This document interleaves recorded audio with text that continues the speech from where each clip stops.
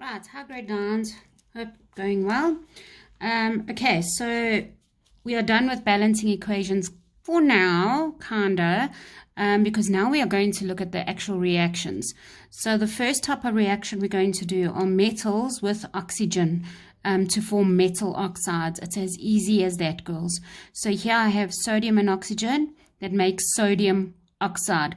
I kind of started this video that I had to restart, so that's why it's already written. Yeah, it's my second attempt.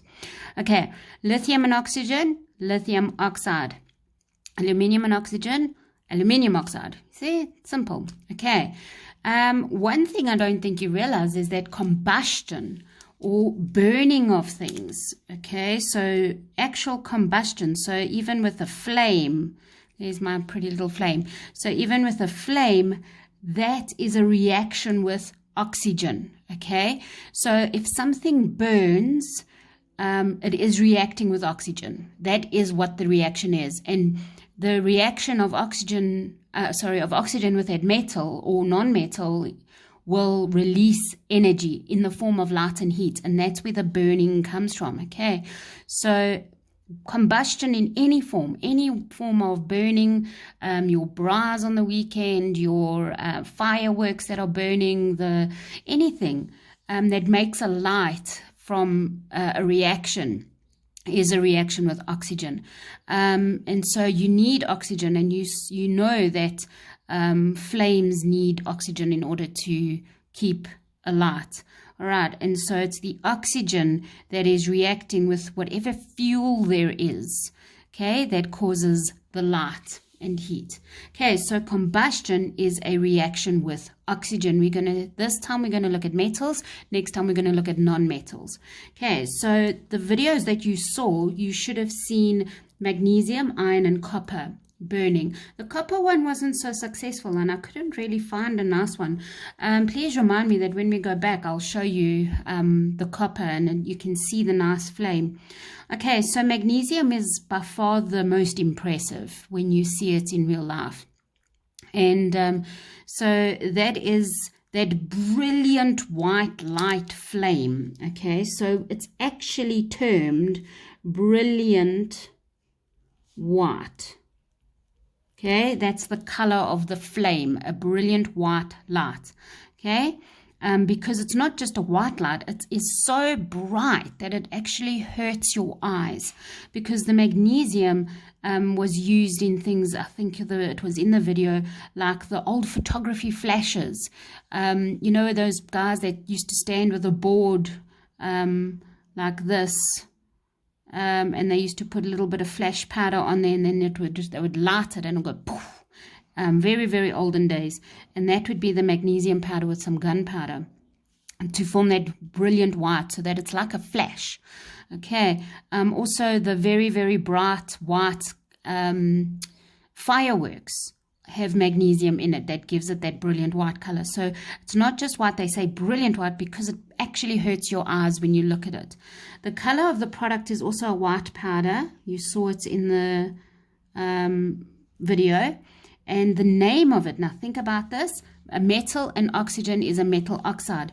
So this is a metal, it reacted with oxygen because it was burning. So it would be magnesium oxide. Magnesium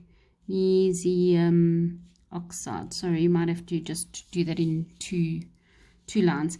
Okay, so the reaction for magnesium oxide would be Mg plus O2. Remember, O2 is a diatomic molecule, and so oxygen always has to be written as that. And the chemical formula for magnesium oxide is MgO. So yes, we do have to balance this, and it's easy because we just put a 2 there and a 2 there. 2 magnesiums, 2 magnesiums, 2 oxygens, 2 oxygens. Okay, iron. Now, it does have a flame and it doesn't have a flame. If I had to show you what it looks like with the powder, you'll see it's mostly sparks. So it is an orange, I don't mind if you say orange or yellow. Okay, orange or yellow sparks. Okay, they burned steel wool, which is iron, with another thing in it, and you'll see, you saw how it sparked. Okay, the color of the product is a black powder. powder. Oh, it depends. If it was a black powder, it would be a powder. If it was a iron powder, sorry. Then the name of the product, again, iron and oxygen gives you iron oxide. Okay, so I'm going to show you.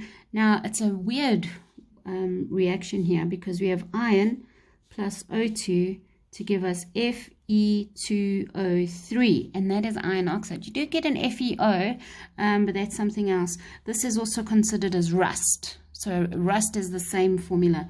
But iron oxide, this is what happens when it burns, it combusts. Remember, combustion is a reaction with oxygen, and so this will happen quite quickly. Okay, so if we had to do this, notice that 3 of oxygens and the 2 of oxygens here, you know you're going to get to 6. So if I put a 2 here and a 3 here, I've already balanced the oxygens, and we know it was going to go to 6, and we're left with 4 ions, so there is a 4. Okay, copper. Now this is actually a beautiful color, and it's a green color flame. All right, and I wish you could have seen it properly. I really couldn't find a nice video of it. And the product color is also black. All right, it makes it like a burnt color. And then the product name again is copper oxide. Okay, and so we have Cu plus O2 to give you CuO. So it's very similar to magnesium with its formula. And if we had to balance, we would need 2 oxygens on this side, so that's balanced, and a 2 over there. All right, so those are the ones that I need you to know off by heart. The colors, the names, the chemical equations, the formulae. Actually, this is wrong. It should say equation, not formula. Okay, and what exactly is combustion? And if you have any metal with an oxygen, what would it be called? It would be that metal oxide. Okay, so another form of reaction with oxygen is rust. Okay, so rusting is a slow chemical reaction. Okay, it's not as instantaneous as these ones. These ones are quick and they happen right in front of you. Rusting takes a long time. Okay, slow chemical reaction between iron. Okay, now you might get a little confused here, but it's iron and oxygen. Actually, iron and oxygen, but there's one catch here. It says in the presence of water. So very often we think it's the water that reacts with iron that makes rust, but it's not. It's the oxygen in the water actually. Okay, not the oxygen that's part of water, it's just dissolved in water. So in order for rust to happen, you have to have water, and that is why things rust, especially at the coast where there is high humidity in the atmosphere. That is water in the atmosphere, and that is where rust will occur. It reacts with oxygen, but in the presence of water. So if we can eliminate oxygen or water, the iron won't rust. So the chemical name for rust is iron oxide. Iron oxide. Okay, and rust is a form of corrosion. Okay, a form of corrosion. Okay, now corrosion is the weakening of a substance because of a reaction with its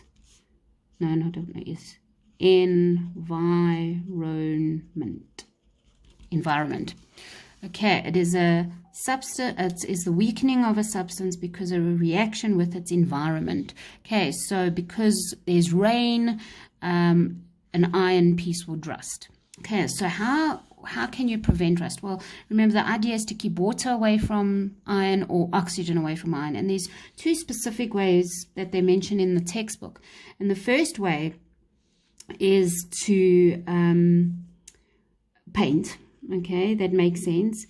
Paint the iron. So bridges and stuff that are made of iron, they cover it with paint, and so it doesn't come into contact with oxygen or water.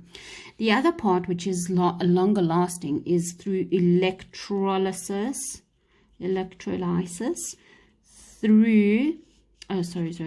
with electrolysis with zinc. Okay, so what that means is that they take an iron substance. So specifically like street lights, street lamps. Okay, those street lamps that you see, they are called galvanized. Okay, so galvanized. Right, galvanized. So the process is called galvanizing or galvanized, and that's where they put zinc onto a piece of iron. So there's iron, and then they, let me change the color here, and then they stick zinc onto it, because zinc doesn't corrode, not like iron does, and they stick the zinc onto it by electrolysis. Okay, and that is called galvanizing. And so this lasts a lot longer. The zinc then protects the iron from the elements, and yeah, and the reason why they would use iron instead of zinc is because iron is a lot cheaper. Okay, so they can make something that's completely iron, and then they cover it with a layer of zinc, and that is cheaper and it lasts longer. All right, so what I want you to do, I think this is only 9, let me just see here. 9B, I want you to stop with watching this after watching this video, because you've only got a half an hour left. 9A, you're going to watch this video and then do the extra practice, and you're going to do task 4. Okay, task 4 won't take you long. So yeah, and then I want you girls, if you can, try this. Okay, if you have some steel wool at home, put a bit of vinegar on it and leave it for a day or so, and you can actually speed up rusting by adding an acid like vinegar. Okay, and then you can see and tell me what it smells like as well, because it's not a very pleasant smell. So and if you do it, take a photo of it and post it on our chat. It would be interesting to see. All right, have a good day. Love you all. Miss you all.